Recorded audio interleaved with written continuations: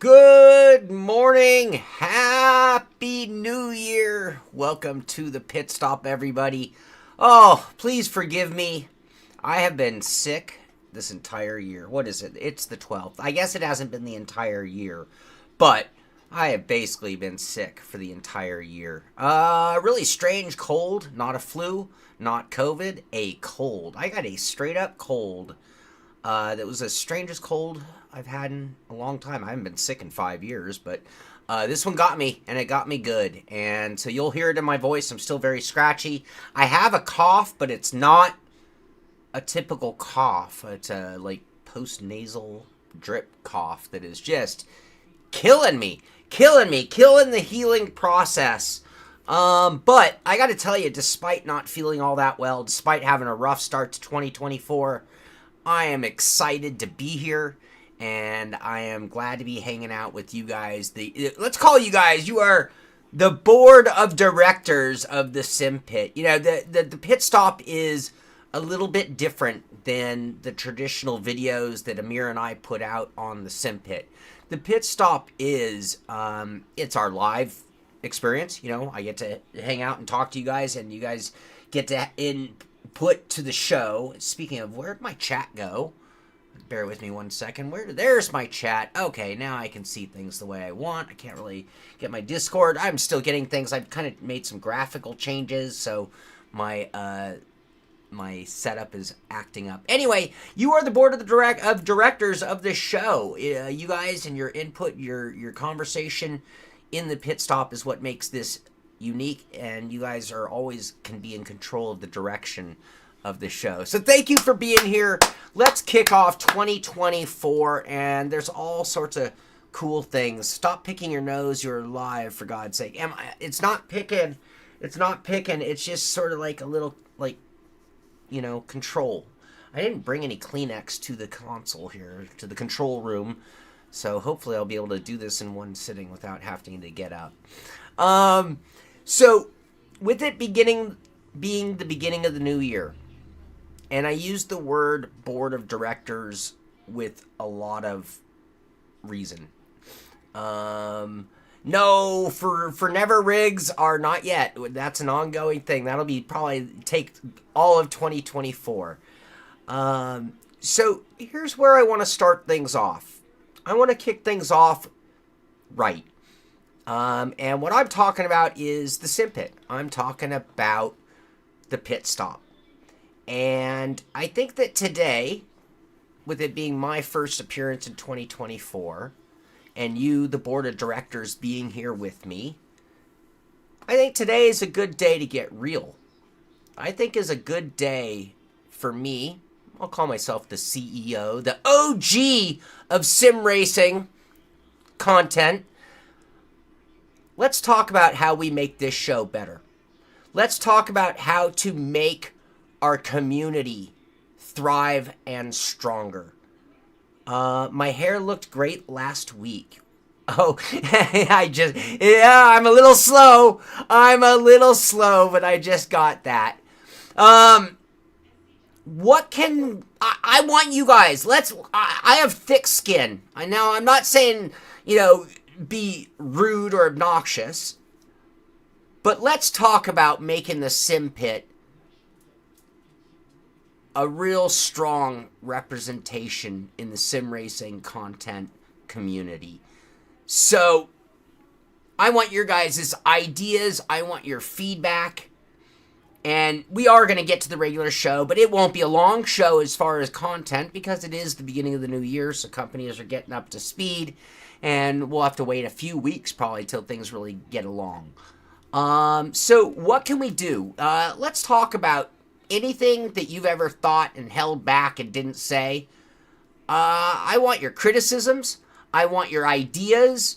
I want your fragmented suggestions, because even a fragment can explode into a wonderful idea. So today, with it being the beginning of the year, I do want to kick it to you guys and turn it to you guys. Yeah, that's a great idea, Amir. Maybe doing a survey, so maybe if you guys have things, ideas that you think we should put in a survey so that we can, because, I have one and only one goal. Before I get to that goal, I love sim racing. I love sim racing to the bone. It is the core of what brings me great enjoyment. And it's just gotten better and better and better every year that I've been doing this. And I will pat myself on the back. I am the OG when it comes to content. And I would like to, after 18 years, to have this show be on top. Now, AJ, I don't think we could bring back Jessica. But let's be straight about what we're asking for there, because I don't disagree. I wish that I could bring back Jessica. Now, in the modern era, would it still be Jessica? Would it be, okay, you've seen me age on the show for 18 years, and no offense, Jessica, I've seen Jessica recently. She's a beautiful woman, but she's aged 18 years as well. So when we say bring back Jessica, and again, I'm keeping it real, AJ, I'm not making a shot. Is it the sex appeal? I mean, I remember, and I'm not trying to, when Sim Racing Girl came on the scene, it was a great thing for sim racing, wasn't it? I mean, it brought, it's such a male-dominated world, having female presence is like such a novelty that it's wonderful and awesome. I mean, I really wish there were more female content providers in sim racing. That would be awesome across the board. Now, for me to bring back Jessica in the modern era, I would really like to find a woman who is into sim racing and could do some of what I and Amir and so many other content and I would providers do. I would love to have that person involved with this show. I can try to put out feelers, but for me, like, Jessica was kind of like, do you guys remember when Olivia Munn was on that gaming show? What was that one called? I watched it all the time. But it was like, she wasn't the gamer. She was like the presenter. And I feel like Jessica was not so much a sim racer or a gamer, but she was a presenter. And I feel like in the modern era, and I love Jessica, I mean, but in the modern era, I would really like to see somebody like be a sim racer and be part of the show and be a female. That would be tremendous. Tremendous. That would be outstanding. I can't think of anything that the community deserves more than that. Emily Jones has her own thing going on. I've interviewed Emily, great female in sim racing, extremely talented, esport level, competition level. But she has her own gigs and her own path.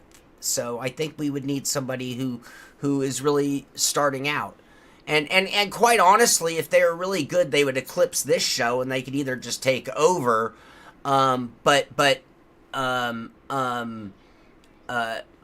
divide off. I mean, quite honestly, yes, Tom, it has been 18 years, believe it or not. I agree, AJ. She was a great sim racing presenter, because you know what it was?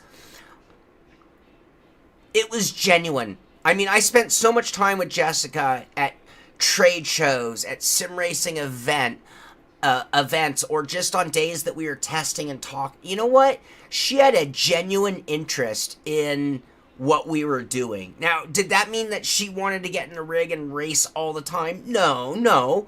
But she did appreciate the attention to detail, the enthusiasm, and the passion that we and the community had for this sim racing. Okay. So, okay. I'm having a hard, sim racing girl was targeting. So I think, and that's the thing. So I talk about, why I love having Amir on the show? Because I don't know if you noticed, but me and Amir do not necessarily like the exact same things or see exactly the same way. We all have different strokes for different folks. Everybody has their own things that really inspires them for different reasons. And I think different presence is powerful no matter who they are, but the more rounded that presence can be is a benefit to everybody.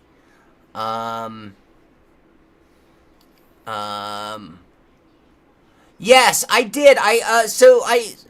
Gaddy, you mentioned Eris resigned. I will bring that video up. I have a link to it.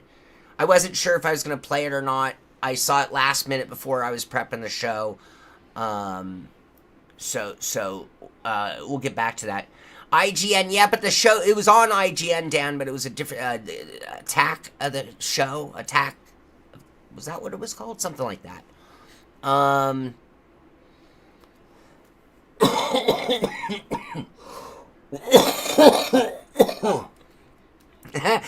Boothy, great humor there. Sim content is now legal. Oh my god. Okay. Ken Estep. You know, it'd be cool for me is to have an interview show with those other content providers. I don't know of them as you focus on yours versus. Yeah, I would like to do that. I mean, as Amir stated, that's what the podcast, and you're going to see more of that. That is our intention. So great pickup, and it's one that we're on. So great minds think alike. Just a second person. Well, you mean live. So David S., like right now, do you mean my ability? So David S. says it doesn't necessarily need to be a female, just another person, another talking head, right? Doing the news would be good, for example. So there's a reason newscasts always have multiple hosts. So like right now, like should I be bouncing it to a mirror or to some other counterpart and doing a little bounce back and forth kind of thing? And do you mean that beyond just like the pit stop? Are you talking about like in general? Now, in a perfect world, I would love to get both me and Amir the exact same product at the exact same time, to be able to do something exactly like that. Attack of the Show. Thank you, Caitlin. Yes, Attack of the Show. One of my all-time favorite shows, by the way. I watch that so much. Exactly, Tom. Amir sees the world as a beautifully tall, strapping man with a full head of hair, and meanwhile I see it as a midget with a shiny bald head. Yeah, totally different perspective.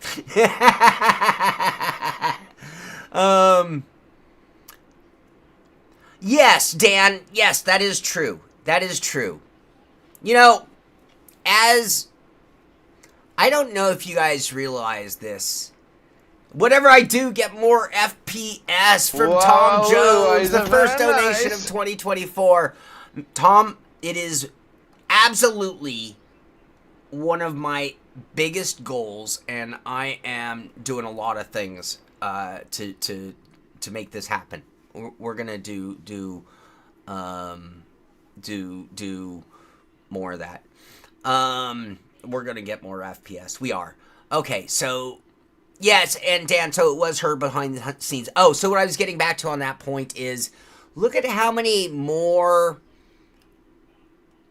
female racers there are. I mean, in drag racing, it's completely taken over by. I mean, it's like, is it 50-50 now in drag racing?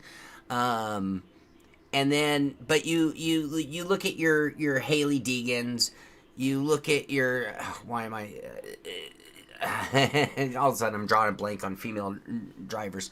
But there are so many female drivers entering motorsports. You look at the next gen Young Guns is going to have a higher percentage of female drivers than we've ever had before, and which is probably the greatest thing in the world for racing across the board. I believe that we should have that same representation in sim racing, and I would really like to, and I think there are more girls, females, women out there sim racing, but they're not necessarily like broadcasting. Verena May, wouldn't that be awesome, AJ? That would be great.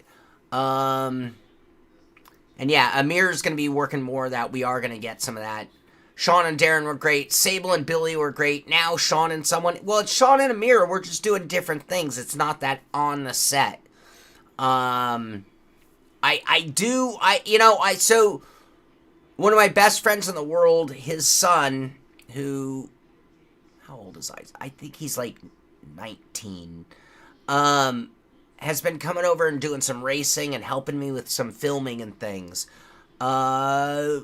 We're trying to find out if he possibly might step into some kind of role, but his availability won't be the same. That's the thing. I mean, the ability to find somebody who can do it full time, that's real tough, especially locally. Dan DiMaggio, man, Dan, there's no way. I mean, well, there's always a way.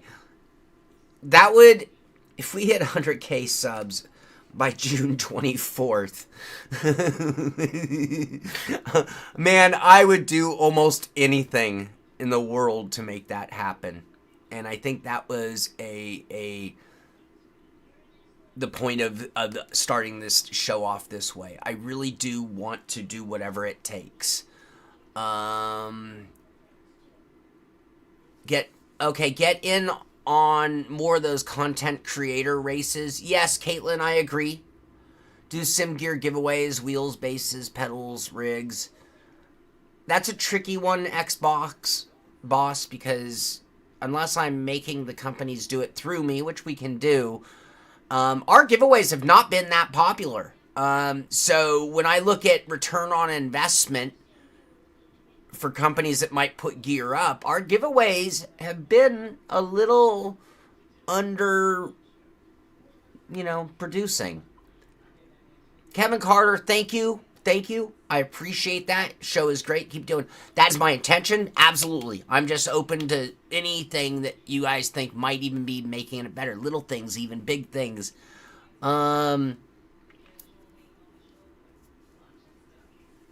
All right, yeah, co-star, we'll work on it. I can put it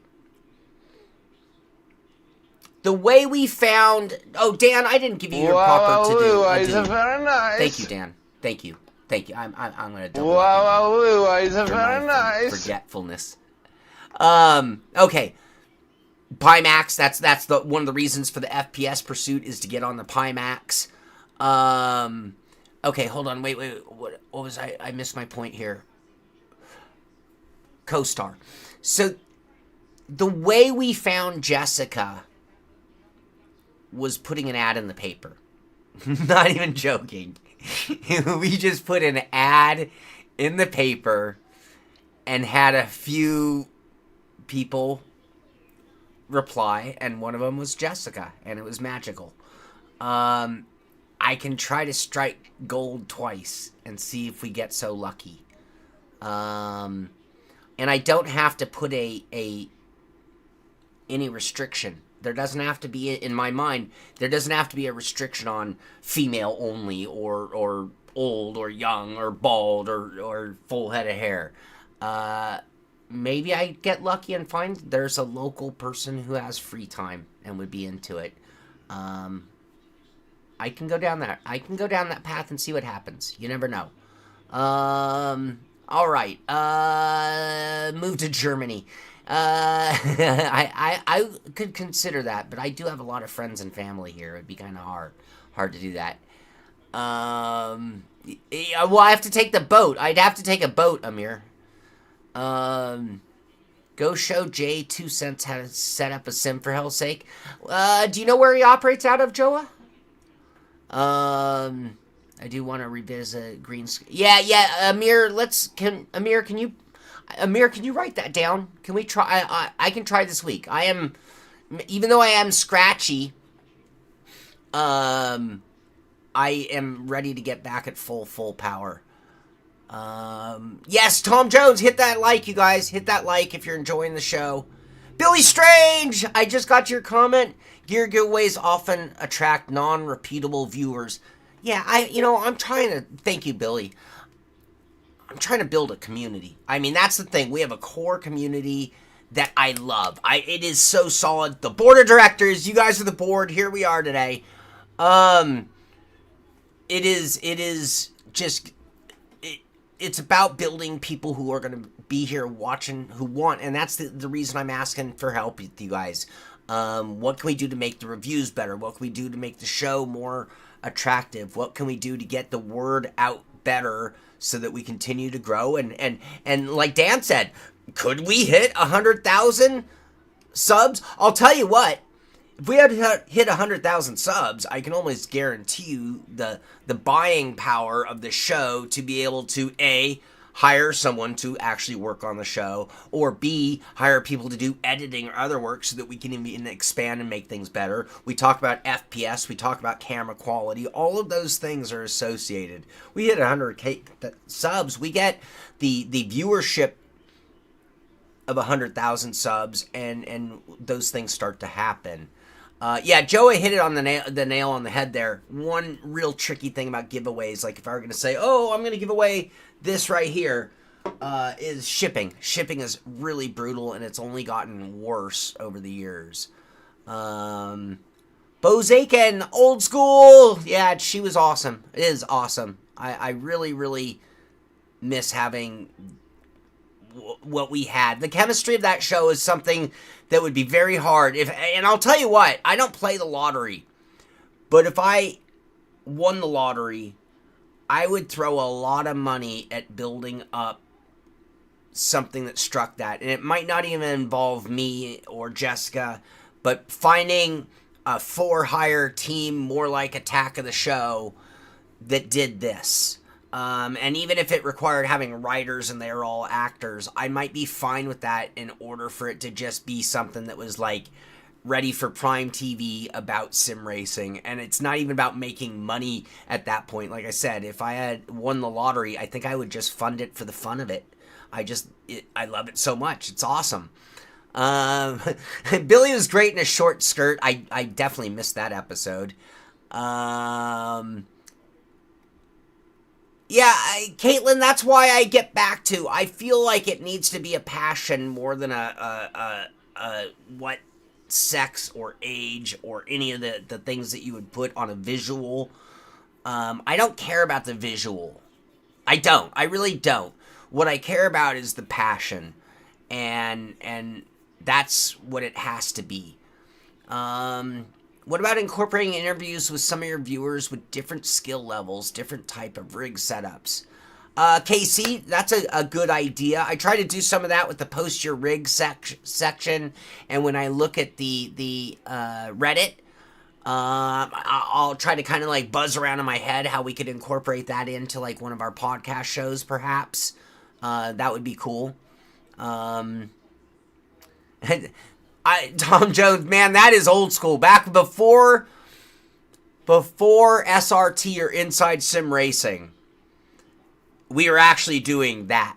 I don't know if you guys saw any of those videos back in the day. We were doing race broadcasts. Me and Darren were in the booth for a super duper alien league back in the day. And we did green screen with the track behind us. And this was like, again, now we're talking like 19 years ago. Bronze, thank you. Love the channel. Thank you. The skirt was only twice. I missed both of those, dang it. If someone has a link, I gotta see them. Tech reviewers getting a sim racing and spilling out. Incorrect. Yes, that is a problem, but that's what happens when hobbies become mainstream. Yeah, Amir, you and I are going to work on that. We want trophies back. Alright, so Ken, there are 2 parts to trophies. Well, 3 parts to trophies. And I this is a good, I understand this. So Ken says we want trophies back. So my 3D printer broke. Get me 100,000 subs, I can get a new 3D printer. Doesn't take that many. But we could go down, like, where do I spend money on the show? 3D printers was more than just the cost of the printer. It was the frustration and the time to do it. But I'm open to conquering those demons. Then we get to rallies. Not rallies. Shipping costs. I don't know where rally popped in my head. Then we get to the shipping costs, which becomes very problematic in today's day and age for the budget of this show. And then which are we talking about? Are we talking patron trophies? Because the patron thing is a whole other conversation in its own, if we really want to be board of directors and get into all of it, which I'm open to. We haven't even got to news, you guys. We don't have a lot of news. This is the kickoff of 2024 for the Sim Pit. I figure, those who tune in for the live show, if you missed the beginning, you are the board of directors of the Sim Pit. Because you are the most hardcore, the most loyal, the most backbone, essential part of the Sim Pit community. And I love everyone who watches all the videos. That's great. But the live show on Friday means you are really, really like part of it. And to me that means that you guys have a stake in the outcome. And so that's why today I'm just kind of being like, wow, what do we need to do to be better? What do we need to do to grow? What do we need to do to make it even more awesome for you guys? Because that is my only goal, or I wouldn't be here after 18 years still doing this. You guys, I have a lot of different things I could do. I have a lot of different jobs I've done in the past. I have a lot of ability to do. I am here because I just love what I'm... David Payne. Oh my God, David Payne! Wow, is very nice. Oh man, I'm speechless. Hey buddy, thank you. We... Looney Toonies for the GPU. Oh my God. I'm still catching up with chat, but I just caught that out of the corner of my eye. Holy shit. Bring on the pain! Oh, thank you. Ken, we're gonna come back to trophies. It's not out of the question. Just this morning, I was thinking, whether it's a patron race or just a one-off big fun race with maybe some special prize or streaming, needs to be done in the near future. So maybe we'll combine it. Maybe it's a little less frequent instead of like the leagues. Maybe it will be something more like that. One-off Sim Pit events kind of thing. Okay. Sorry, I'm catching up with you guys. We were talking about fake, yeah, trophies. Do more content reviews like handbrakes, sequential shifters. Okay. Bears Junkie. Okay. Bears Junkie, this is a good one. Bears Junkie wrote in, do more rally content and reviews like handbrakes and sequential shifters. And would also love to see your approach with something you're not comfortable with. I love it. Okay, so here, obviously, what I have here is the SimMagic DBRS hydraulic handbrake with the haptics installed. Badass handbrake. $369 plus the haptics is $80 or $89, depending on when and how you buy it. Man, I suck at rally. I suck at drifting. I mean, I am terrible at drifting, and I am really kind of bad at rally in general. I don't know how to turn that into a show, but I love the concept of, would love to see my approach with something I'm not comfortable with. I am really going to try to do something with that. I did mention it in the review of this. I did mention that I am not good at it. So take it with a grain of salt when you're listening to my opinion on it, even, honestly. But I try to give you the information you need anyway. Okay, so great input there. Where were we? Here we are. I'm catching up. Bears. That's Bears. That'd be cool. Amir, if I was your, I'd definitely... Andy, that'd be great. New station setting would be... Bears, we could virtually do something like that, virtually, if I could hire an editor. Yeah, Billy, wouldn't that be awesome? Ron, shiny... Well, shiny bald heads rule the world, Andy. That's okay. Let's see... Sorry, I'm trying to catch up. I'm almost with you guys. Nope, I missed some. Sorry. Here we are. Caitlin lost the population. I'm going to watch your videos because they know you have great insight and knowledge, but their community doesn't cross over. I agree. We're trying with that though. That's gets back to like the podcasts and all. Yeah, Billy, so relevant. Billy Strange says we're also dealing with the shrinking or the retraction of the explosion of sim racing that happened, in the COVID era. When the COVID era happened, everybody went into their homes looking for entertainment, and sim racing was a huge beneficiary of that, and so was streaming and all that. I mean, I don't know if you guys remember, like 3-4 years ago, try to buy a webcam, they were sold out. You couldn't even get a cheap knockoff cam, sold out across the industry. But now a lot of people have gone back to work, or it was sort of a fad hobby for them, because again, sim racing is sort of on that hobby, getting mainstream hobby level. And so it's kind of gone down. So it became a saturated market based on tribalism more than it has ever been, and it makes it tough. I agree, Billy. And I think that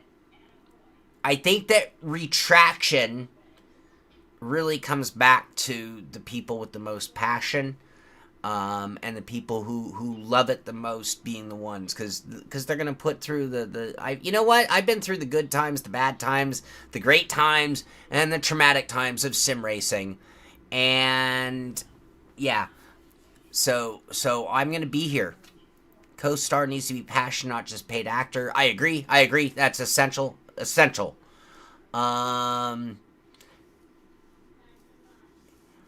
If Sean and Billy, who got together, they could Dan would come and hop on the plane and be able to watch from those years.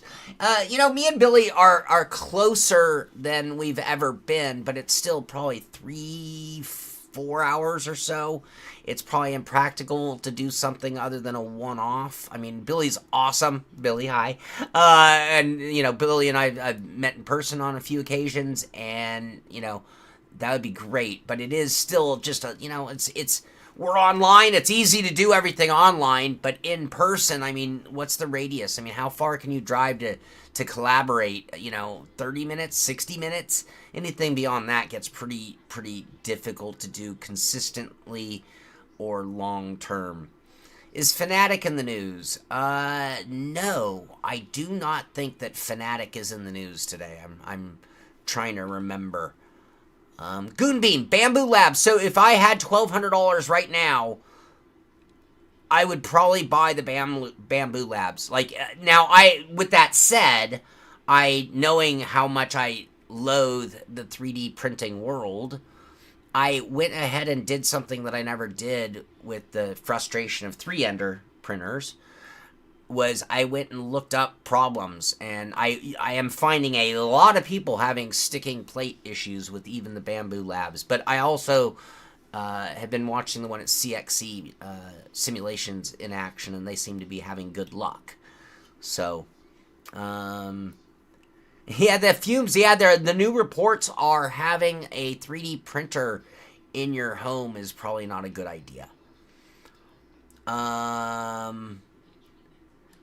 Brian Ostrike says he feels like the audience of the Sim Pit is all the people that have an awesome time in 11's race. Absolutely, because we're fucking hardcore, Brian. That's why. Because we are the hardcore. Keep it simple, let it grow.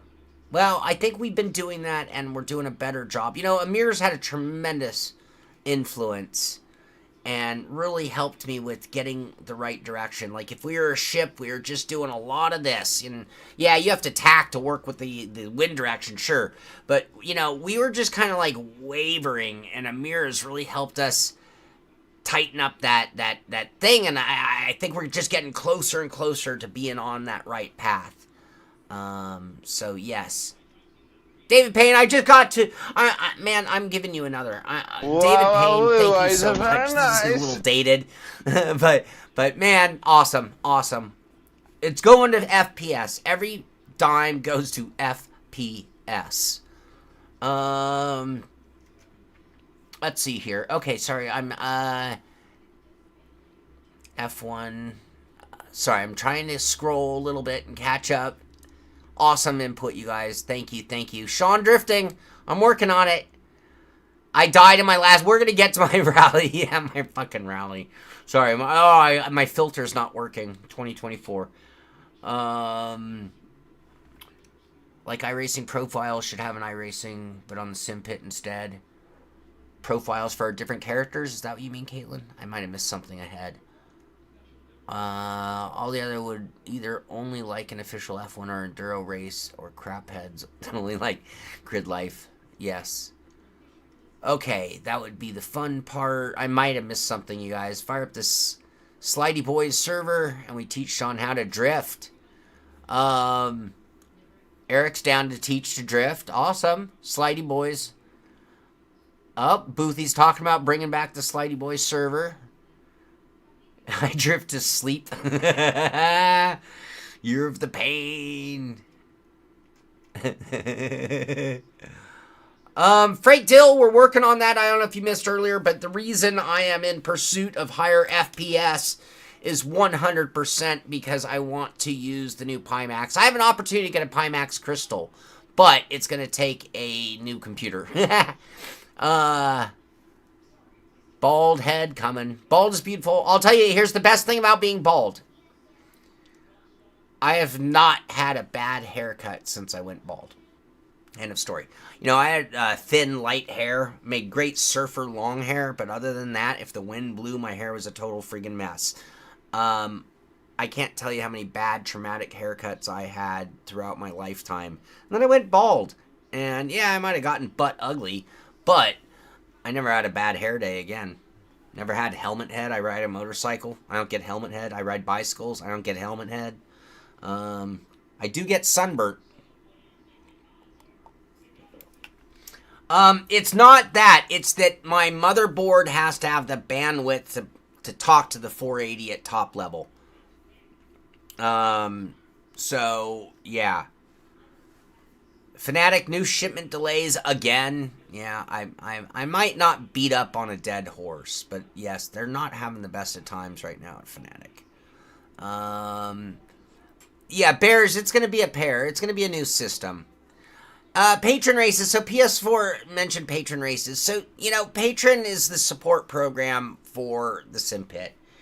And it's always been a little conflicting for me on how to do this. So I'd set requirements for what we needed in order to have certain things, one of them being the patron races. And we fell below that requirement. For a long time, I was doing like the trophy level, even though we were below that. And then for a while, I was even keeping the races going without the trophy, and then we fell below that. That's why I'm kind of getting back to maybe if there was anything that we might do soon, it would be sort of like a community race with some kind of maybe printed trophy. But we'd have to keep the frequency to where it didn't... I mean, the 3D printing, I was getting so behind in 3D printing, it was affecting my ability to race, to produce shows, and all of that. And then when you multiply that by the nightmare of, as Andy put it, an Ender printer, then, yeah, it's crazy. It's crazy. All right. But I will build as much computer as I can afford when I finally get enough money. I'm doing my best behind the scenes to raise funds for a new computer. My estimated pre-cost, and I'll be consulting with a few people before I actually do make a purchase. And it'll probably be parts and build it myself unless there's a huge deal to be had. But we're probably looking at $3,000. Yeah, it's probably going to be $2,600 to $3,000 from what I've been looking into. Joey, you haven't had a haircut at all in 2 years? Patreon.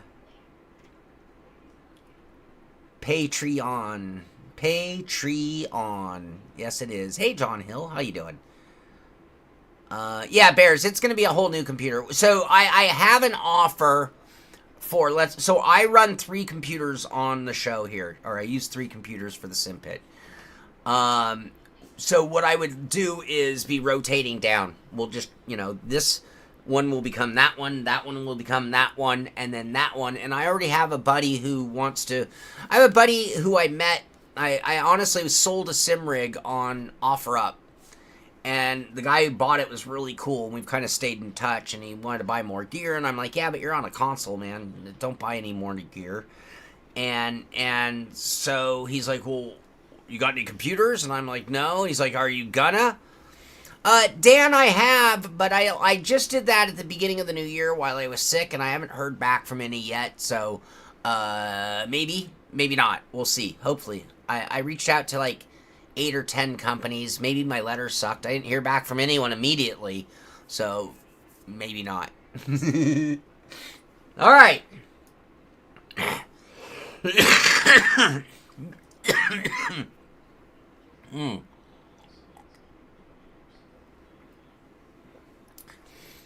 You're going to build a new rig? All right, Andy. Well, we're going to try to... I mean, we have our leagues. That's the thing. We do have leagues. Goonbeam, that would be the kind of help that would help. But as I mentioned, it's other things, though, like shipping. Shipping a trophy, USPS in the United States is going to be like $22. And sending something to Europe, it varies country to country, but it could be anywhere from $35 to $60. So, because I don't have any kind of a commercial account, that's what shipping is nowadays. So, it literally was bankrupting the patron account to supply the trophies for the patron, between the cost of the printing itself, because with printers sucking and having to buy 3 over the years, and the filament and shipping, yeah, and then the time on top of it. Henderson Wright, Happy New Year to you as well. Okay, you guys. Last time, so at the beginning I mentioned, if you watch the pit stop, whether it's live or the video, I just feel like you're the most diehard backbone part of our community, which means I think of you as like the board of directors if we were a stock market type company, which means periodically we have to listen to, we want the input of the board of directors. And so I'm bringing this part of the show to a wrap so we can get onto the news and so I can get off the air and let my voice heal. But I do want to, my email is really basic and easy. It's Sean, that's my name, SHAUN, at thesimpit.com. You ever have an idea, a suggestion, you want to be part of the team in some way, shape, or form, you need information on how to join our leagues, whatever, hit me up, send me an email. I am an open book in this industry. I don't hide behind some kind of firewall or castle. Dan's the board of the bushes. So I do leave that open to you guys. If you didn't get an idea or later you do have an idea, let me know. I appreciate input. I have thick skin. If you think I can be better or do things better, let me know. I've been making alterations. I'm trying to get a little more relaxed, a little less scripted, a little more just like how I feel and let that emotion and passion pour through in the reviews. I've kind of like thrown scripts away. And there's some good and bad to it, honestly. When I watch the review, I'm like, hey, you know what? Maybe it was a little more fun, a little cool, maybe a little more engaging. But you did miss a fact or two, and at certain points you tensed up because you're just kind of rambling, too. So yeah, I am open to anything, and feel free to hit me up. All right. So as you can see, we have not really put any content out yet in 2024. And I apologize. Amir's working on something. I'm working on something. I've been sick for 10 days straight. I can tell you right now that I have begun the review. So certain parts of this have already been done. This is the Sim Magic TB RS hydraulic handbrake with the haptics installed. I love this. I love this thing here. My review of that is going to be out hopefully by tomorrow night. I'm going to work my ass off. I have full strength, it seems, now. Today's the first day I woke up, and I'm like, you know what? I think I have full strength today. So we're going to try to roll that with some production now. So that will be coming very soon. Amir's working on something. I have a few other projects I'm working on, and I am going to try to expedite some content to get that momentum going for 2024. Also, there are a few things beyond reviews. It's not going to be all reviews. I have an opinion piece. I've been giving a lot of thought on how I want to talk about Forza. I keep going back to it. I have friends who come over and I put them in the rig and they want to drive Forza.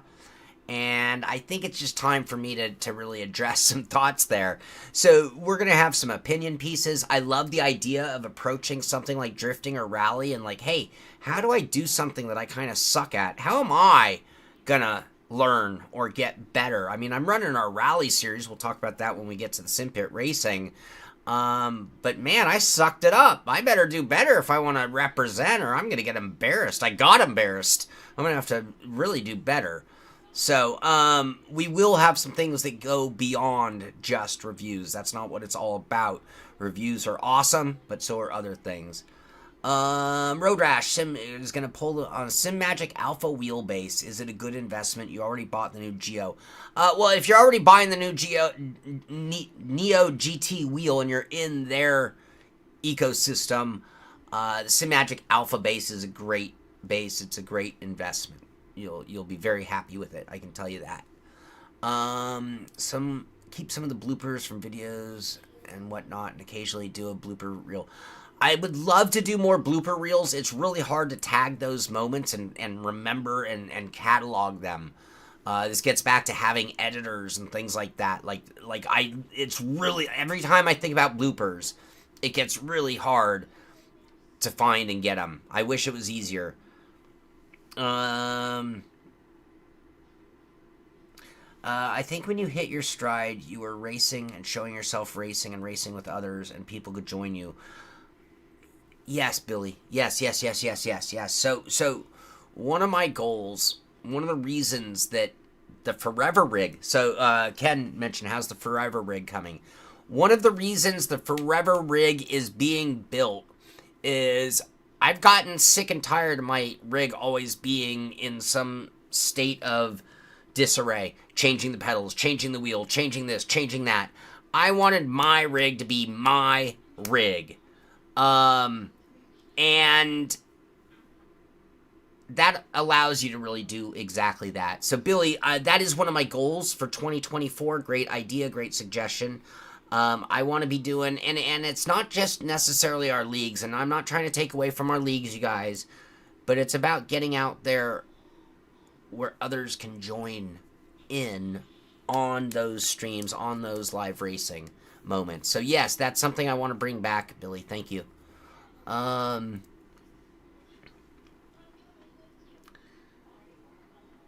Forza and the suck behind the game. Yes, Joa, that's kind of where I'm thinking. I try so hard. I'm trying so hard, and am I not one of the greatest defenders of Forza? I mean, have I not for years told you how important Forza... Oh, I left it on the other camera. Sorry.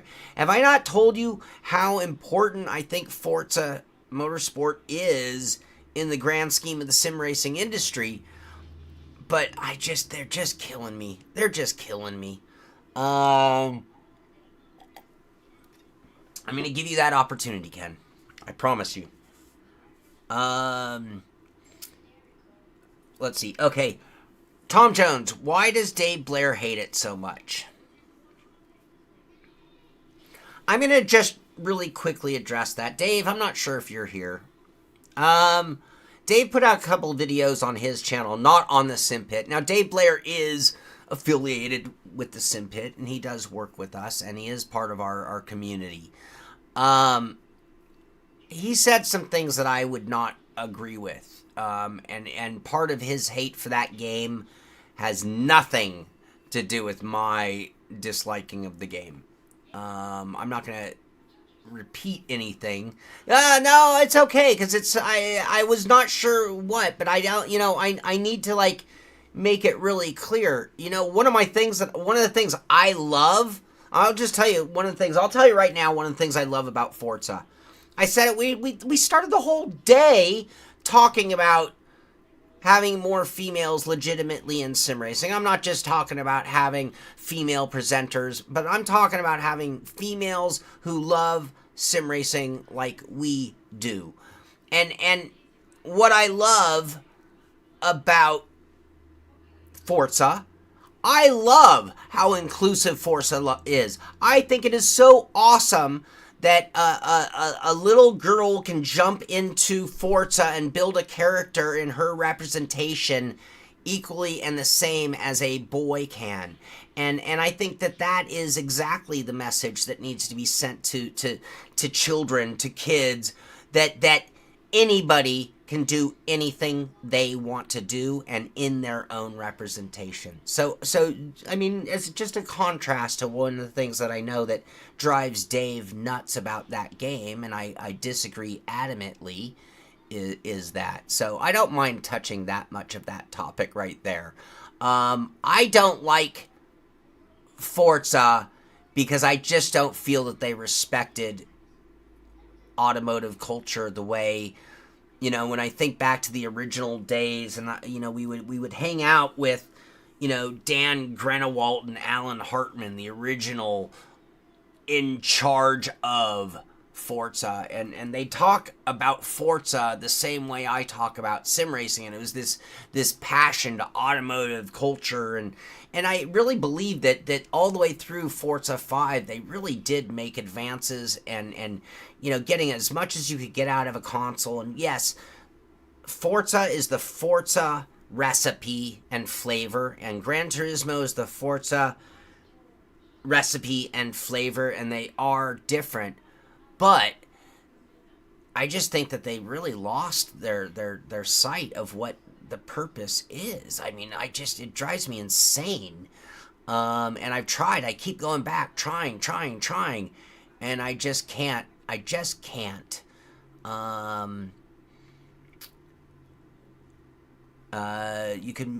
You could make a video comparing Sims in a fun way and watch people lose their mind over nothing. So true, Billy, man. It's so tough to do that, right? I mean, I know. Everyone's entitled to their opinion. Doesn't mean they're right.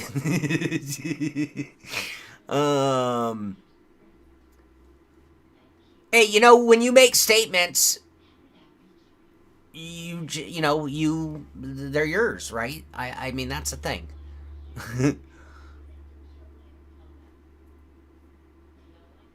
When iRacing gets Forza, it will take over the world. I agree, John Hill. I think now, arguably, I think that iRacing has put the brakes on trying to have Forza-like graphics, because I think if you combine Forza-like graphics with the physics of iRacing, that it would take the computer that I'm trying to build to run the Pimax Crystal just to run iRacing.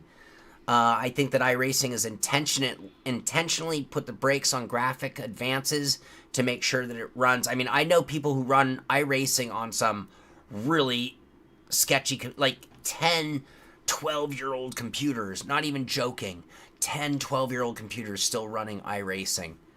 Granted, in single screen, but, you know, doing well with it. All right. More note needs to be like pro drag race. Yeah, I agree, Joe. 100%. 100%. Dan, I think they just don't care. Like, they just were like, no, it's you know what? Here's what I think happened with Forza. I think it's what's happening to a lot of Hollywood. I'm not saying they don't ever make a good movie anymore. But I think what's happened to Hollywood is they just have this, like, spreadsheet equation. And it's like, okay, well, as long as we have the title and this many cars and this many tracks and we're going to sell this many million copies. And I think that difference between that number and when you build it with passion and the time and energy and money it takes to build it at that level, you don't get your return on investment on that difference.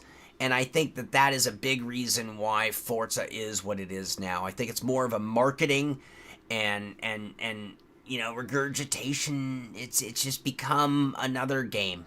Yeah. All right.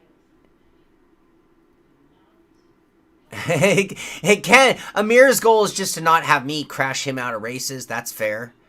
Agreed. PS4. I think they both. I mean, they. How do you do that? You know. All right. I don't know if we're ever gonna get to news today.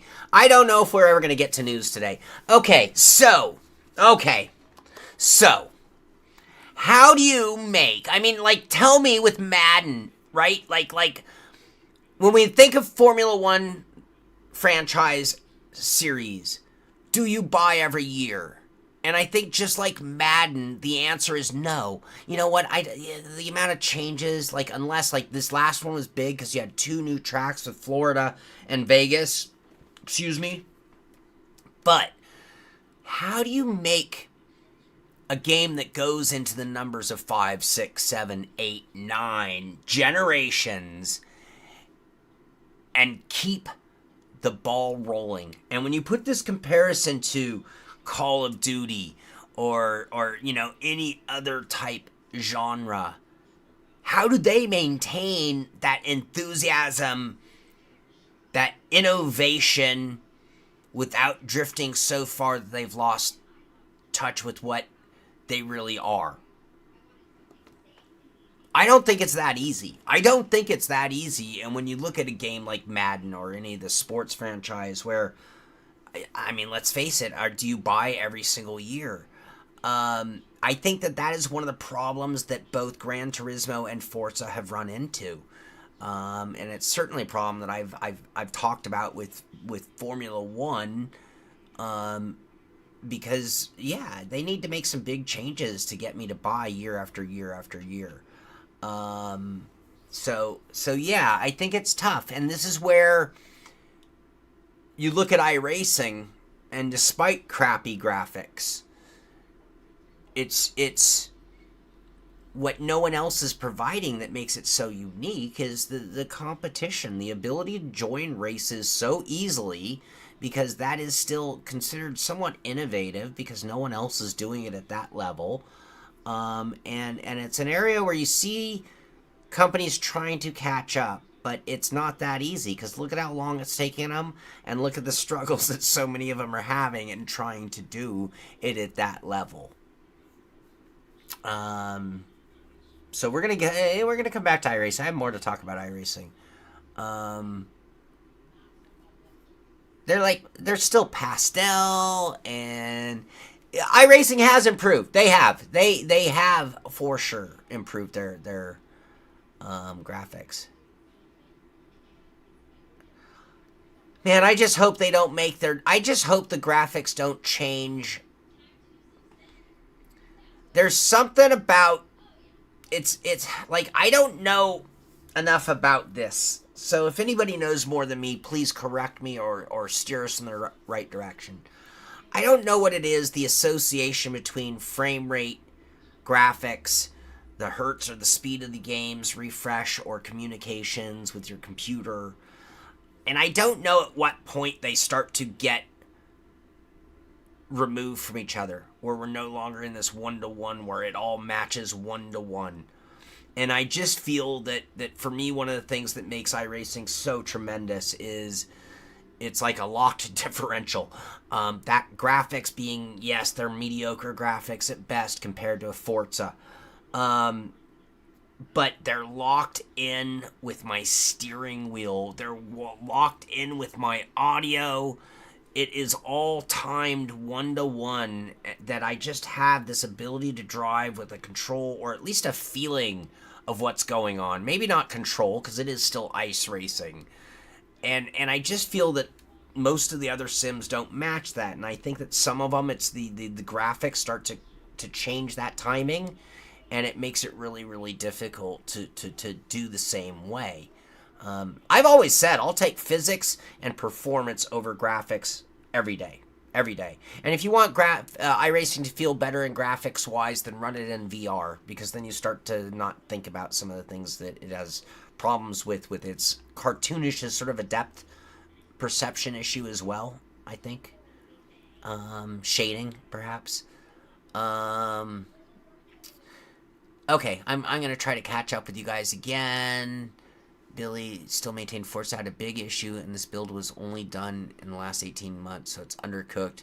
They've not delivered on almost anything. Yeah, and I actually have their latest update notes. We're gonna talk about that in a minute too. Ugliest graphics F1.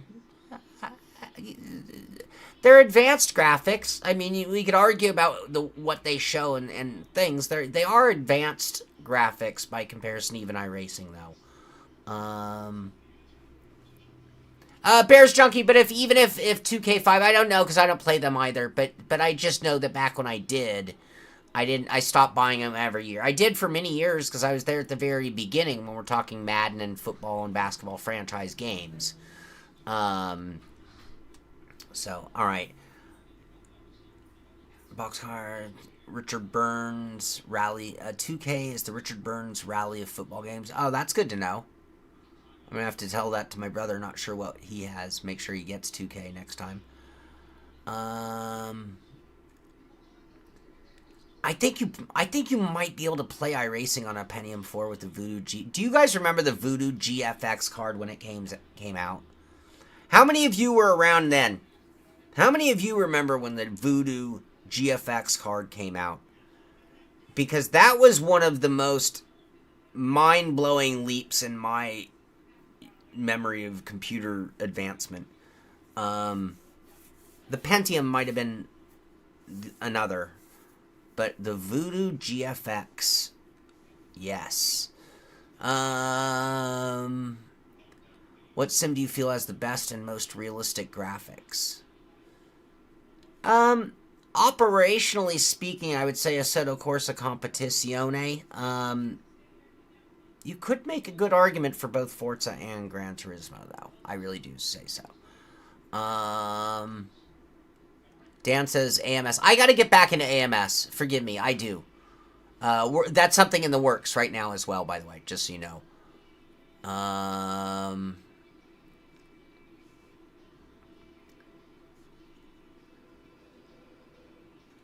Color palette. So I always thought Star Fox's iRacing color palette is awesome.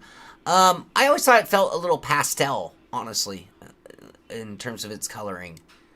Where everything else might be a little too rich. Oh, is that really? Brian's having a problem getting the most out of your view new displays with iRacing. That sucks, because, I mean, that's one of the things that I think iRacing is exceptional at in general. In general. It doesn't mean there aren't individual issues. Amir's saying, recommending Reshade. I had done Reshade for something else I was doing, I think, and then I stopped using it. Can't remember what it was at the time.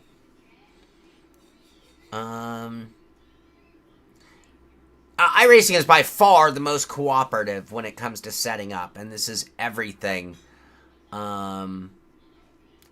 Star Fox recommending and just started using Reshade as well. New tracks coming out on iRacing look great, and you can see the weather well. That's coming. It's a-coming.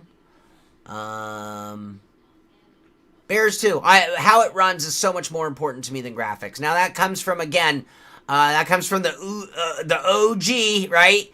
You know, before we had graphics, we just had physics. You know, anyone who knows soda racing.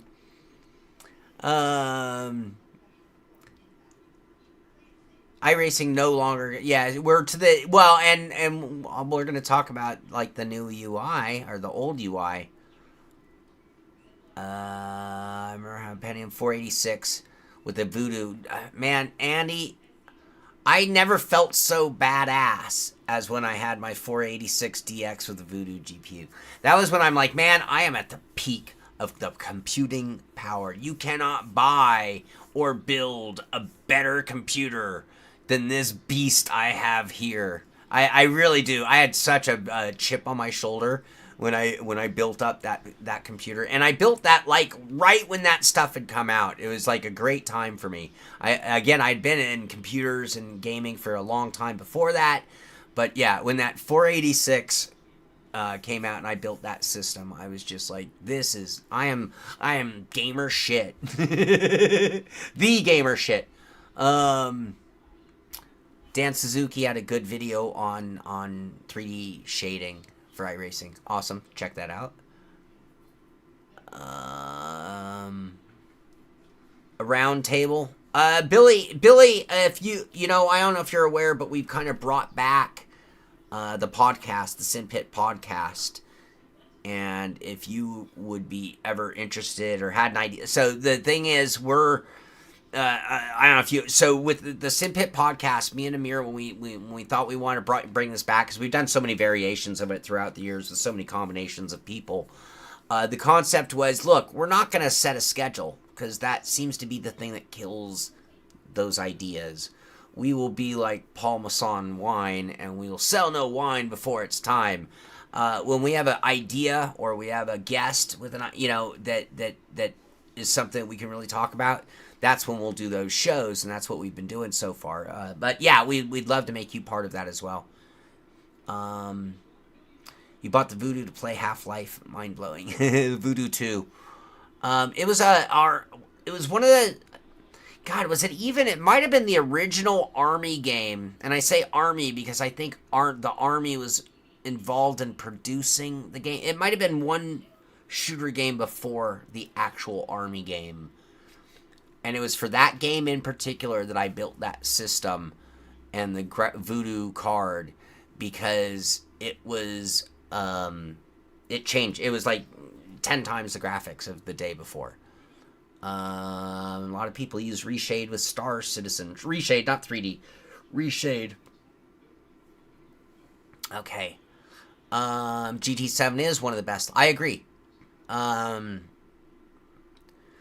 Cars 2.5. Yeah, I it's been a while since I fired that up. Karaoke. Hey, welcome. Been a fan since ISR days. Inside Sim Racing. Thank you. Had no PC for about 4 years now, so iRacing went back burner. You have PS5. I do wish you get me on GT7, maybe open up some more fans on the channel.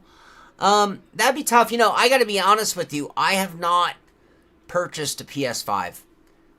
So I do have Gran Turismo 7, but I'm playing it on a PS4. And I don't have that set up where, you know, that the consoles are really my brother's expertise. And, you know, we live on a tight budget, man. I am not a wealthy guy. So I would love to get a PS5 for the show and hook it up on one of my rigs, and that would make that possible. Right now, with the list of things I'm trying to upgrade, the PS5 is probably still in the distance. But thank you for that. I love GT7, by the way. It is hard to sell without flashy graphics, Caitlin. It is. That's something that people demand in 2024. You know, yeah. Then again, look at how successful freaking app games are. And this is so funny to me. I was just having this conversation with my brother over the holidays. They have us playing these app games that are basically equivalent to games that we stopped playing like 20, 30 years ago. You know, like, are you kidding me with the level of games that people are willing to play now? So yes, on a PC, in the gaming, you know, industry, PS4, PS5, Xbox, whatever you want to say, these are the demands, but yet society is so low minimum. I mean, it's odd, the standards that we're held to. Use your fax machine as a button box. That's pretty funny.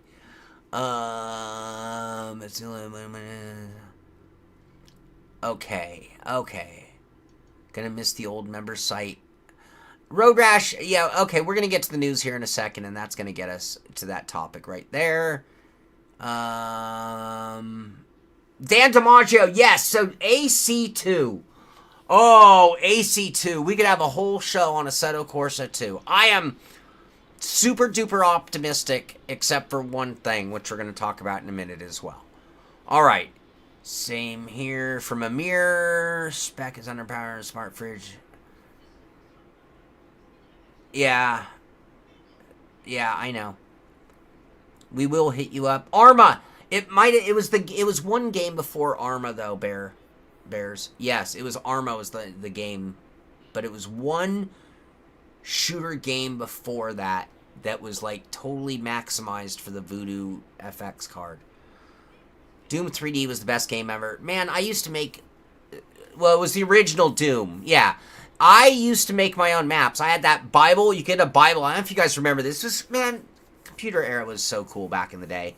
So you'd go to like CompUSA or any computer store, and they'd sell you all the box title of PC games, right? And there was a Bible for Doom. It was like this friggin' thick, and it taught you how to build your own maps. And I read every page of that book, and I made hundreds of maps for Doom back in the day. Very complicated one. Lots of traps, lots of tricks, lots of secret doors and puzzles beyond just the shooter aspect of the game. Or built within, also with.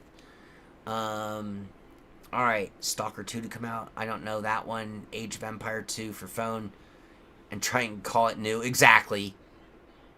So Stalker, so does that mean Stalker is, like, I gotta go get Stalker?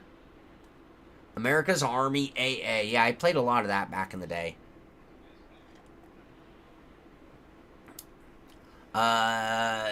Yeah, so Billy, I don't know what they're doing with it. It's just, God, I mean, I can't think of a title that I would be more excited about. I'm catching up. I'm almost there. Lesh. I'm right with you guys. Cheat codes, yeah, in the back of magazines. Yes, Dan. Oh, the days. Oh, back in the day. The T500 was a revolutionary wheel. Glad to hear that, Karaoke. I'm glad I could steer you in the right direction. TGD2. So, yeah, well, I'm running on the PS5. You were probably in heaven with that. Yeah, typing in those IDDQD. Coding manual. Yeah. Operation Flashpoint. PS4, I think that was it. I think that might have been it. Yeah. Alright. You guys, if I've caught up with the chat, I think it's time to move on to the news. We don't have a lot of news. This is getting us towards the end of the show. Thank you. Thank you. The board of directors of the Sim Pit. Thank you for all your tremendous input. What a great way to start the year. Thank you so much, you guys. Red Rover, the effing Gamecast. Joe Grover! Joe Grover. Your ears must be burning. I don't know if you remember my buddy Terry. He is the one we met at the NVIDIA boat party. On the what was the name of that aircraft carrier? Retired Nimitz? No, not the Nimitz. What was it? Anyway, Terry's gonna kill me for not remembering. We were just talking about that trip and hanging out with you, and he was like, "Oh man, Joe Grover, that guy was so cool." And you hooked my buddy up with video cards that got stolen by a person involved with a show that I won't name. So you literally gave them to my buddy Terry, and they got hijacked by someone else. Anyway, Joe Grover, how you doing, buddy? All right, where's the e-brake? Here's the e-brake. You mean this one? The TBRS? Is that what you mean? The TBRS hydraulic handbrake with haptics from Sim Magic? Is that what you mean? That review's coming out tomorrow night. I hope, you guys. I hope. All right.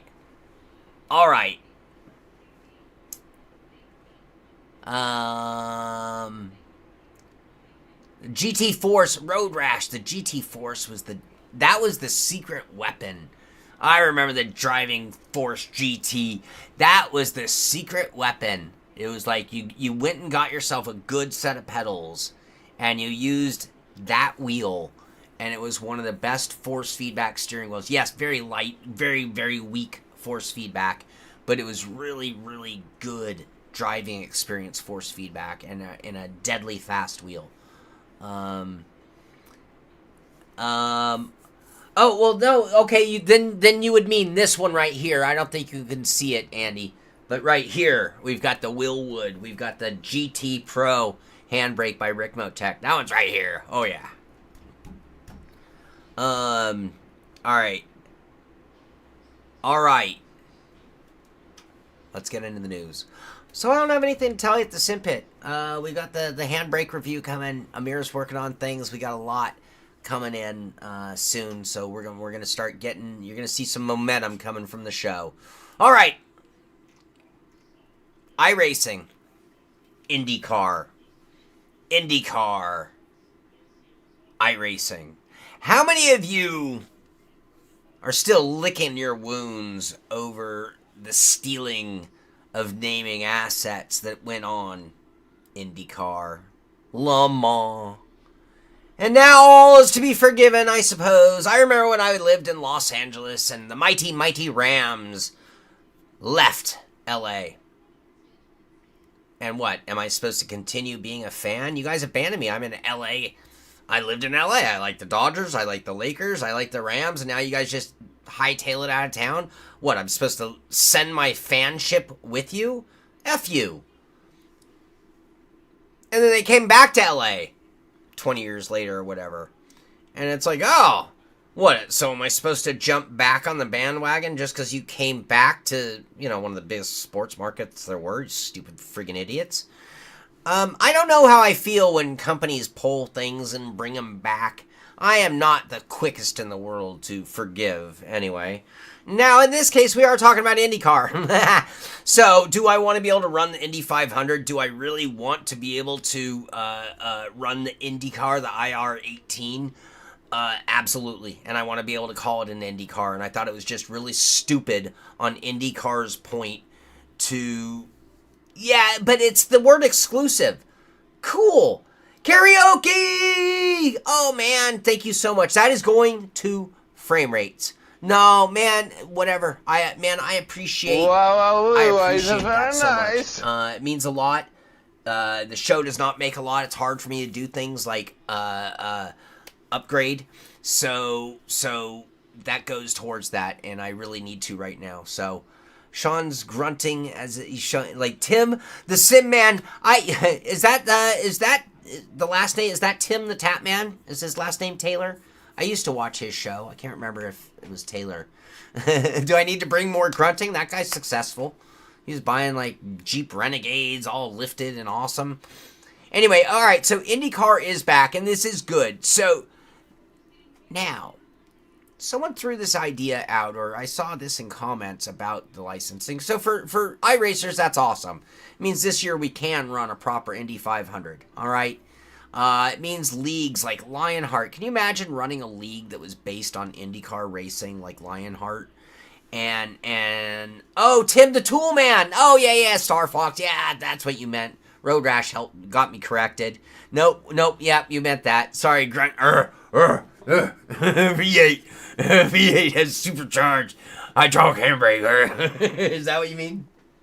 Well, I do watch Tim the Tap Man, or I used to. Either one will work. So, anyway, being able to run a proper Indy 500, and I think for Indy, I don't know what Lionheart's reaction will be. I'm sure they're thrilled head over heels. Now, somebody mentioned, I saw in one of the comments, somebody's like, ooh, does this mean that we'll see a standalone IndyCar game? And at first I rejected the idea, kind of like I'm thinking and imagining the Outlaw Sprint Car game that iRacing makes. But then I thought about it and I'm like, yeah, but that's probably kind of cool, because what that Outlaw game brought to the table was a career mode. I think they had 6 different tiers of a career mode that you could go through. It gave you this whole single-player campaign and idea and concept. And I was like, well, maybe it wouldn't be the worst thing in the world for there to be a standalone IndyCar game, which is what IndyCar was striving for when they went with Studio 397 instead of maintaining a license with iRacing simultaneously. Now, I will say, I hope iRacing kicked them in the balls a little bit and didn't pay much for that license at this point. All right, Roar. Anyone running the Roar? Is the Roar tomorrow? Tomorrow? Sunday? Can't remember. Who's running the Roar? What are you running? All right, I'd like to know. I'm not going to be able to run it. I got to catch up on work. And I'm too sick to be racing right now. I can't sit in a rig racing. The career mode in World of Outlaws is the. Well, that's too bad. That's too bad. As far as you know, the Indy 500 is the only iRacing where qualifying beats your iRating. I guess in the spirit of the Indy 500, that should be right. The Roars start today. Okay, yeah, because they run like 4 of them, right? John, I think that in the case of the Indy 500, that's fair or proper, because that's, if you can get a car to Indy and you can pass your rookie tests, then there's no assigned spot for, Ganassi.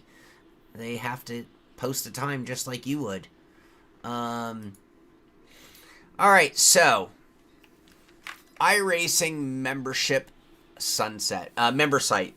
So for those who are accustomed to using the browser version of iRacing, I am absolutely one of those people, other than painting my car or joining a massive race like the Indy 500. Other than those 2 moments, I use the browser still. I find it easier and faster to navigate. I find it easier to find the crowd that I'm looking for. I know it's easier to find where a bunch of people are racing on the new UI, but as far as finding like individual series numbers, I find the old one easier. I just found it easier. It listed all the rooms the way I wanted. I didn't have to hit any filters or do anything. I just had to go to the series page. I didn't have a problem. I still don't have a problem with the old user interface or the web browser version, but it is gonna cease to a halt. Oh my god, in 4 days, you guys. So, you better start getting used to the new UI. Love it, love it, or hate it. You better start getting used to the new UI. I better start getting used to the new UI, because it's not going to be an option by next week. That's a bummer. The one thing I'll say, I wish they'd put a little more work into the new one. So I agree, the old one was clunky, and it looked so aged and dated. The only problem for me is, I don't think the new one is really that much of an improvement on either of those things. I think it's clunky, I think it's ugly, and I think it looks primitive. So yes, and now they've taken away the ease of use that the old one at least had going for it. And so I've always kind of, I think at times I've even talked about like how much iRacing is the spreadsheet sim. It's all this data, it's all spreadsheet based. And all this information is so available, and I think their site matched it, because it's like, who uses spreadsheets? It's such a dated conversation. It's like the iRacing message boards, Anyway, but the new one to me is such a not improvement. It doesn't look modern. It doesn't look tech. It isn't easy to navigate, or for me at least. I'm sure I'll get used to it, but it's not enough of an upgrade, in my opinion, to pull the plug on the old. That's just kind of my thoughts. So anyway, I'm sure, like I said, and I will get used to it. That's the thing, I will get used to it. So this is not the end of the world. I'm not shedding much of a tear on this one. Oh my god, Amir and Billy are both overruling me. The web UI wasn't easier to use. It's just because you were using it. All right, well, and Joe. So 3 in a row, 3 opinions that I actually trust immensely, telling me that just get over it. All right. Hey, it is the Board of Directors Day at the Sim Pit. You guys say the new one's the way to go. I'm not gonna cry about it ever again. All right. So we mentioned Assetto Corsa 2. Not Competizione. When I think of Assetto Corsa, I think of Netcar Pro. When I think of Assetto Corsa, I think of it the game that took over where R Factor left off. So R Factor was the greatest modding sim to ever exist at the time. And then it got long in the tooth, or old, and Assetto Corsa came on, and quickly became the choice of the modders.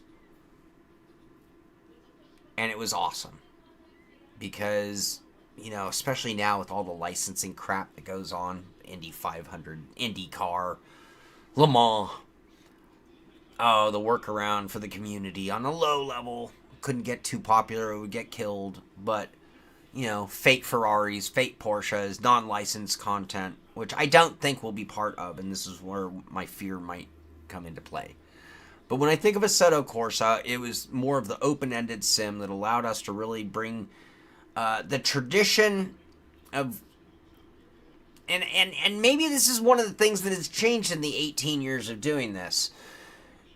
In the original days of sim racing, I would tell my friends, man, name a car, name a track, old or new. If it has a following, chances are I can put you in it on my sim at home.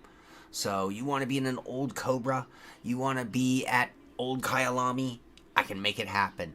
You know, you want to be in a brand new Formula One car at Le Mans, I can make it happen. I'm going to get you the sights, the sounds, the feel, everything but the smell of the petrol and the tires and the G-forces. And that was one of the things that really drew me to sim racing. So why am I still here, and where did this passion get created? Well, that's where. It was the only gaming, you know, growing up a gamer from the day, I got my Atari when I was like, you know, how old? I was probably like 10 to 12 years old when Atari came out. I don't remember the exact year, you know? So it's like since the very beginning of all of it. And sim racing was the first version of gaming. We talked about all the shooters and things from the past. Sim racing was the first thing that just gave me this, like, real glimpse that computers could start to mimic reality. And everything else I had done was like for entertainment purposes, and it was all games and fun and, you know, Pac-Man and whatever. And then there was sim racing and this ability to create these things that you couldn't do in any other scenario. And I think I just loved it. Like, maybe it's because I like modeling, or building models, you know, or engineering and architecture and all these other things, and it kind of overlapped into that. So that's what R Factor did. That's what Assetto Corsa did. And then they got to Competizione, where they're very locked into following the Blancpain originally series, and so on. So now Assetto Corsa 2. And to me, this is where I'm like, well, how open to modding will it be? Look at R Factor 2. It wasn't the modder's sim in the way of the original. Can a company as large as Kunos still turn a blind eye? And those are the things that will be a big factor into whether I really love Assetto Corsa 2.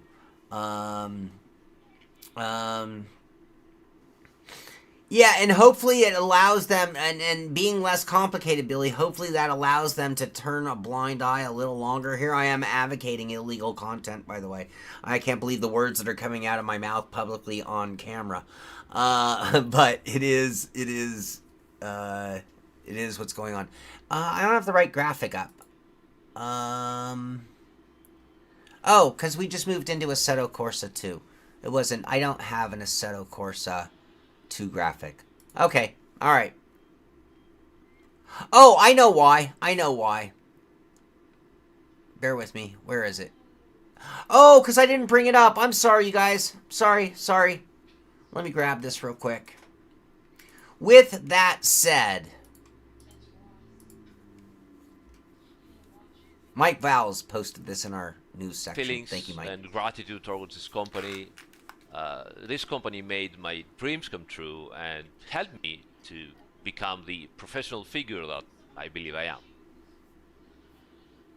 most importantly, I will never be able to thank enough the whole sim racing community.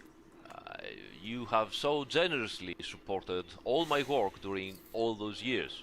So thank you so much to all of you. What's going on at Kunos? Uh, Nothing and everything. The company is very, very healthy. It's working on the most amazing sim racing content that you've ever seen. And believe me when I say that 2024 is going to be incredible. I have personally worked very, very hard to prepare as much content as I could for this year. Believe me, you guys are going to be blown away by what is going to be released. We have also been working closely with my colleagues, creating, and preparing templates. Anyway, okay, I'll put a link. I'm gonna give you guys the link real quick. You can check this video out on your own time if you'd like. Essentially, Eris is stepping away from Kunos. He's been a big part of physics or handling for Assetto Corsa.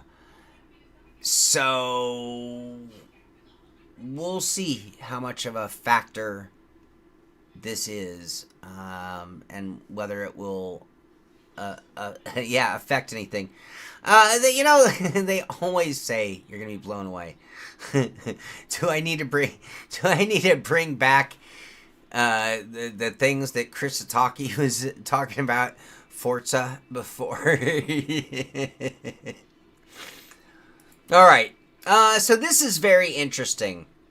The name Marcel Offerman should mean something to you if you've been in sim racing a long time. That's not Marcel. Marcel was part of Studio 397, a big part of their great years. And this is something new coming. So this is on Overtake new GG. physics platform for sim racing. He and his company, The Last Garage, will be presenting a playable build later this week at Sim Formula Europe. That's going in on right Maastricht. now. A highly recommended expo for all sim racers within reach. It's free entry and you can also meet us there. We partnered up with SimLab, so you are invited to visit our booth and say hello. Close to us at the Last Garage Expo booth, you can be among the first to test Marcel Offerman's new technology. If you had to make a wish list of what an ideal racing simulation platform should have these days, what would it be? A custom physics engine running at 1000 Hz that is really built from the ground up? VR and full triple screen compatibility? A direct integration for sim racing display units and a built-in telemetry recorder? And a lot of this is already fully functional. Today we learn more about a sim that you haven't heard about yet. Marcel Offerman's project, its history and his goals. Welcome back to Overtake. I'm Michel and we will start with some background information. Following work on R-Factor 2 as managing director for nearly 6 years and on various R-Factor related projects prior, Offerman's... Anyway, so yes, The Last Garage. This will be another sim, something else on the horizon. Pretty good pedigree coming from Marcel Offerman? Sorry.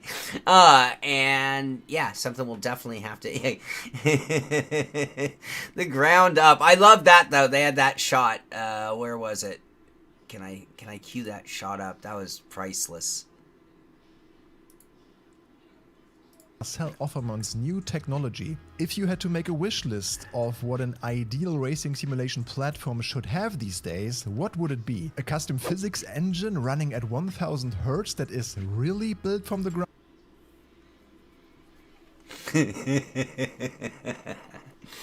Yeah. All right. Nothing to see here, Dan. It's not an actual sim in terms of the game. All right. Well, that would be too bad. All right. We'll have to find out more. Amir, are you going to that event? Are you going to find out? Are you going to go get us word? You going to go talk to Marcel? All right. Ritza Studios. This is posted on January 5th. Amir might have covered this last week. But Steam pages for Circuit de 24 Du Mans and Endurance Pack Part 1 are now live for those wishing to buy the new AMS2 DLC. They were letting you drive it for free. I'm not sure if that's still going on. But yeah, the big update, the version 1.5.5.1 is now live. This is a complimentary update to the latest V155 release, introducing a new high beam headlight option along with other bug fixes and improvements. So yeah, Automobilista getting even more updates and more DLC that is others. It's just a platform. Oh, so instead of buying like the Unreal Engine, this would be a game engine for others to build upon. Thank you, Billy. Thank you. Which could be awesome. Dan says the free period is over, but it's still great content and worth it in his opinion. I would probably agree with that, having tried it. Rensport posted this, so we're just finding out more and more will be under the cover of Rensport when it finally goes public. This is Daytona, so January is a great time to be talking about Daytona and endurance racing, and what do you know, Rensport posting pictures of Daytona. I'm going to go ahead and go out on a big leap and say that these cars that have the Rensport visor are actually running the game Rensport. So,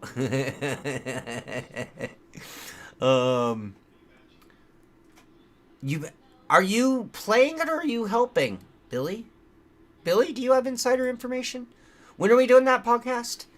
All right, Gran Turismo posted this. I just thought this was kind of cool.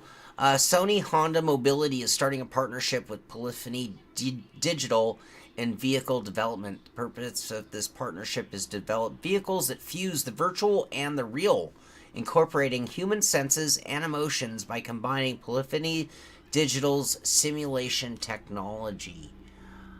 This is where we're going, you guys. This is where we're going. You know, whether you're talking about like the autopilot stuff that Tesla or the driverless taxis that you're seeing in some of the big cities. Man, Johnny Cab. Johnny Cab is almost here. I think that's where we're getting. It's going to be Johnny Cab. No more steering wheel in your hands. And Unreal or Unity engines for... Yeah, I agree, Star Fox. Oh, you're having fun with AMS. All right. Well, you can still come on the podcast and tell us, because I haven't tried it out.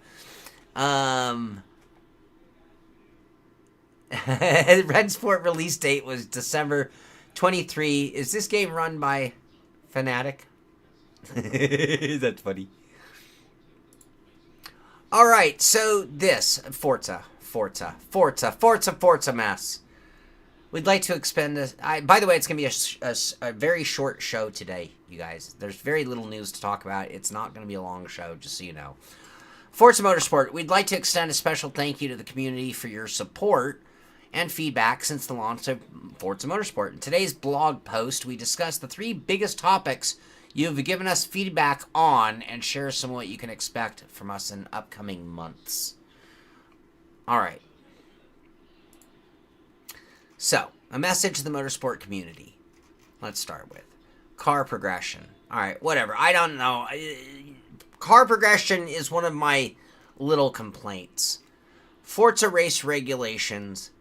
AI. All right, their AI is a friggin' mess. Remember how much they talked up their AI, by the way, before the release? Do you remember just how much they talked up the AI before the release of Forza Motorsport? Anyway, what up? I cannot stand the AI. It's some of the worst I've ever driven against. Anyway, but no, but here's my problem and issue. Nothing about force feedback. I mean, my problem with Forza, for me, and not everybody has to agree with me, this is my own personal experience, I just cannot drive the car. Something about my controls, something about me, just don't drive with their driving model. So I have a hard time getting comfortable. I can get cars dialed in. And then I switch cars and it all goes away. And then I'm back to the settings again, trying to get there. And then, if determined, yes, I can get comfortable. I'm not going to say it's impossible to enjoy the driving experience of Forza.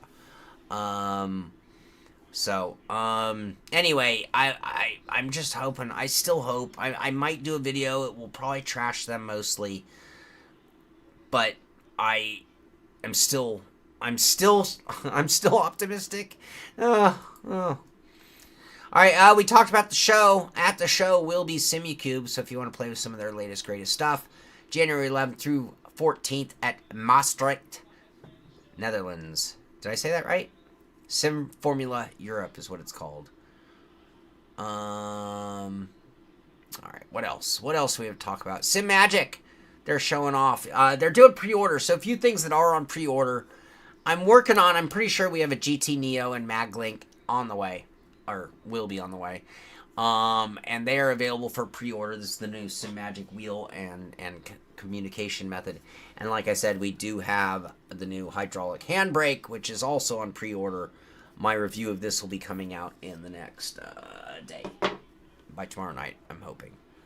Turn 10 is the Tesla Moco of gaming. Their AI was easily changeable to adapt to the community. Yeah, adapt is rear-ending me at every corner, no matter how much faster per lap I am. All right, GSI. This is interesting. I feel a little discounted because I'm just gonna have the original. Refined, improved, perfected. The FPE V2, the Encore, epitomizes the art of customer-driven innovation. Each component has been meticulously upgraded, ensuring peerless tactile fit and finish. This is more than a product. It's a testament of sim racing excellence. Get ready for 2024 is going to. Anyway, so yeah, the new version of the original GSI wheel is on the horizon, which I can't look at because I can't afford one because I'm on welfare.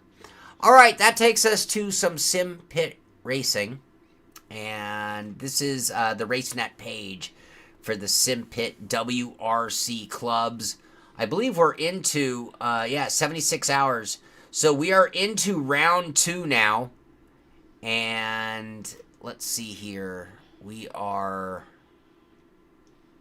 let's see here. Whoop. Anyway, so that's what it looks like. But I have a screenshot. It makes it even easier. Now what sucks for me is I died like 3/4 the way through the 7th. I think there were 6 stages. I was 3/4 the way through the 6th stage and I died. And I didn't even get to post it. It didn't even give me a DNF, so I don't even show up on the leaderboard. I totally screwed up. I didn't do my shakedown. Or I did do my shakedown, but I totaled my car. And then, like, I didn't fix the damage, and I entered I did try to fix the damage, but it didn't fix all of it. And so I started the rally with a beat-up car. And then at the service between 3 and 4, it tried to fix damage, but my car was a mess. And so by the start of the final stage, my car is only doing like 30 miles an hour, and it was a rather long. Anyway, that was Monte Carlo. I DNF'd. I suck. Alesh Mom winning stage 1, the Rally Monte Carlo. Congratulations, leading in the points as of now. Bloody McGee, if I'm not mistaken, is that Joa? I believe that's Joa. So he finished in 2nd, and Wouter Van Morik finishing in 3rd. Great job to our top podium finishers. I am going to have to do better at Rally Sweden. Hopefully I do better in the snow than I do on the tarmac. And, yeah, and maybe I'll get better at a discipline that I kind of suck at. I do have a little bit of stuttering. Not too bad. Oh, that is Bloody McGee. All right, Bloody McGee is Joa. All right, let's see here. What is that?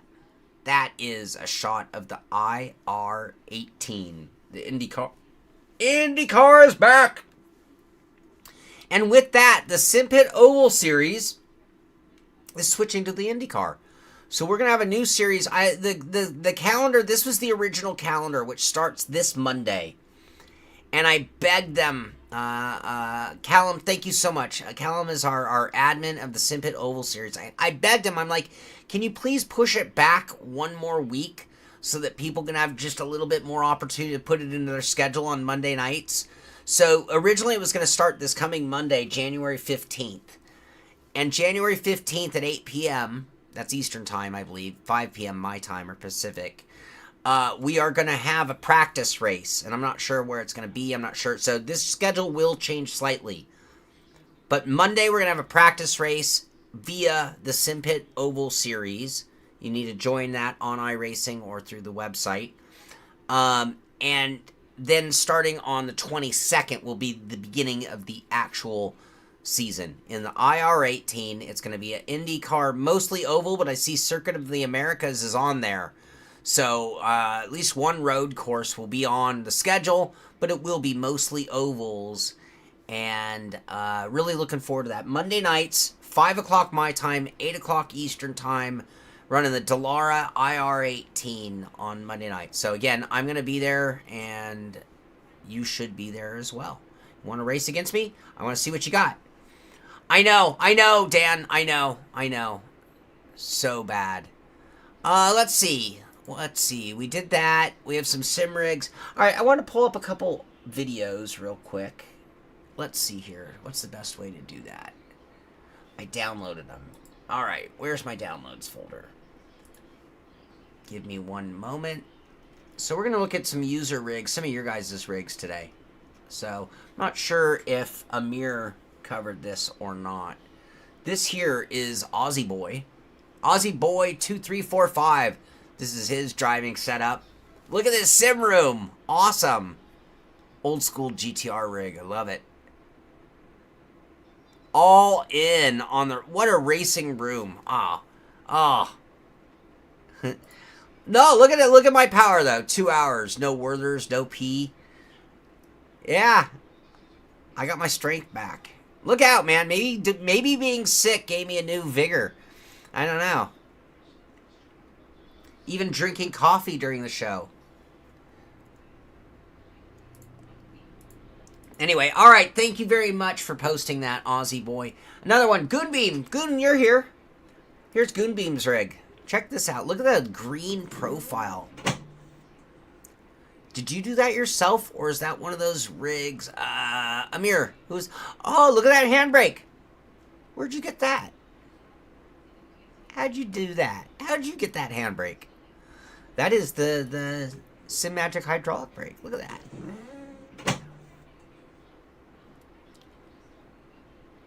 So if you haven't, and you want your rig seen on the show, all you have to do is get into our Discord. There's a link in the description of the show below. Post your rig section in our Discord, and I look there every time I do one of these shows on a Friday, because I really, really would rather show your rigs than general rigs. When I show rigs, I'm doing this for you guys to get ideas, inspirations. Maybe you're like, man, I always want to invert my pedals. I just didn't know what to do to my rig or whatever. Or maybe I want to build one because I'm still sitting at a desktop. That's why I do this. For my own inspiration for the Forever rig, which I need to give you an update on, Ken. We did healed. Yeah, I think you did, Dan. I think you guys certainly gave me some adrenaline. All right, at the very least. This is a beautiful Deathmobile. Look at this beautiful Deathmobile. I think I'd like a stronger wheel deck. But that's some nice woodwork, yeah? Whoa, I didn't mean to do that. I think I'd need more support on my deck, especially with a monitor hanging. But that is some gorgeous work, I will say. I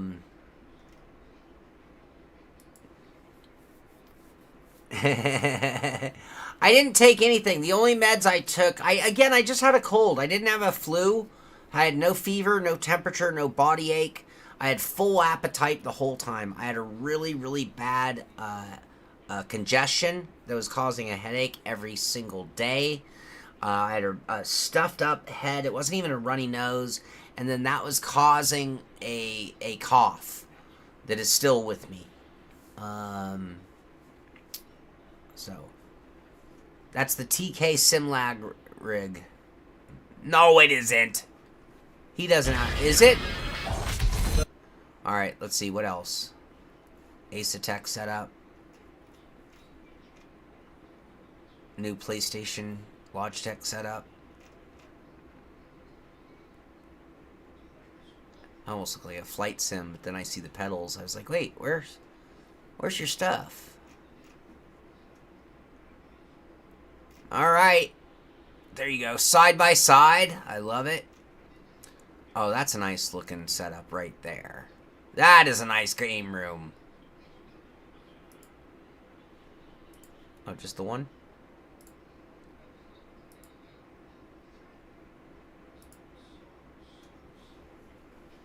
Oh, that's dialed in right there, yeah? I don't know. Is that the symptoms, John? I don't know. I don't know if it is or isn't. But I tell you what, I feel so much better today. Oh my god.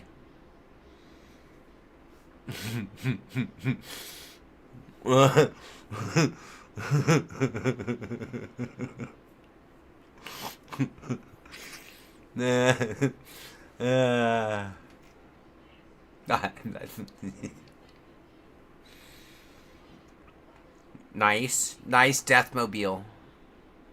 Super boxy. Bye, Aris. Yeah, look at the full. Talk about canopy. Holy canopy, Batman. Alright, you guys, I think I gotta get off this. I gotta get out of this rig. I gotta get back to work. I gotta get back to filming and editing so that I can actually get a show put out in 2024. We have seen no content yet. I apologize. I've been sick.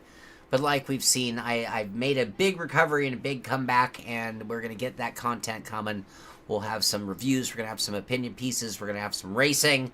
We're going to have all sorts of good stuff. We're going to go back through your comments from earlier in the show, addressing what we can do better to make this show even better. And thank you. Thank you for being here to kick off 2024 in such a great fashion. So, great show today, you guys. You entertained me. Hopefully, I entertained you. And we'll be back next week. I'm going to try to have a meeting with Frank and find out what's going on with Hot Lap Pump Day. Next Wednesday, in theory, is the next Hot Lap Pump Day. So I'm going to just get that confirmed. You're going to want to get in our Discord there. I'll post any information. Another thing, if you have ideas on what we can do to improve Hot Lap Pump Day, I gave you my email earlier. You can get into our Discord and send me a message there. Definitely looking to try to get more, make that better as well. And when you if you have any ideas for what we can do better on that, let me know as well. I'm gonna try to talk to them and get it all worked out so we get hopefully that launch this coming Wednesday. All right, last chat from you guys. Joe, postnatal test node. I didn't test for COVID, but I know I don't. No temperature, none of the other symptoms. Full hunger. Full hunger. In fact, I'm famished. I have never been hungrier. Oh, yeah, I do. So Joe Grover bringing up Jack. Jack Olstead, if I'm not mistaken. That was his last name. It's a rig that is still in existence. It gets sold and resold and resold. It was the Lotus cigar, style Lotus, like 49, with a H pattern and a really cool rig that has been seen many a time, I think, on the show.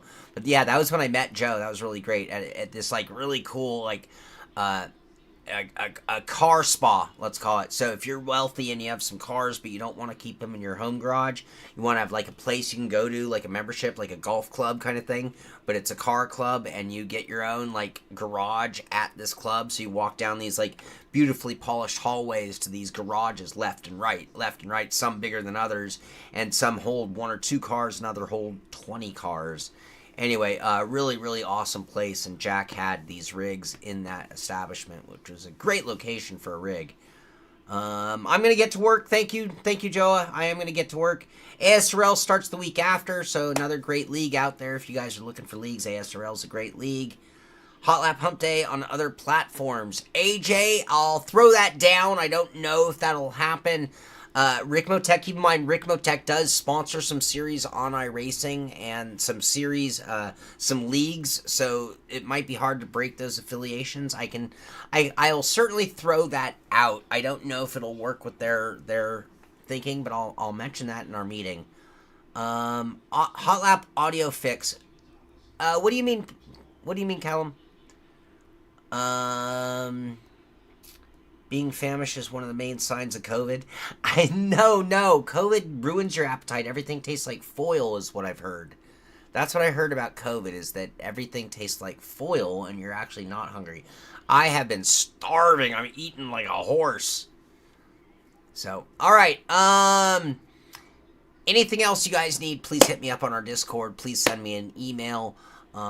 Tune in next week. I'm going to try to get more and more involvement, more and more of these types of shows like we had today. We're going to try to get some more racing so you guys can get out there on track with me and all that stuff. So mics and game audio is always out of whack. We got to change everything on that. I've not been happy.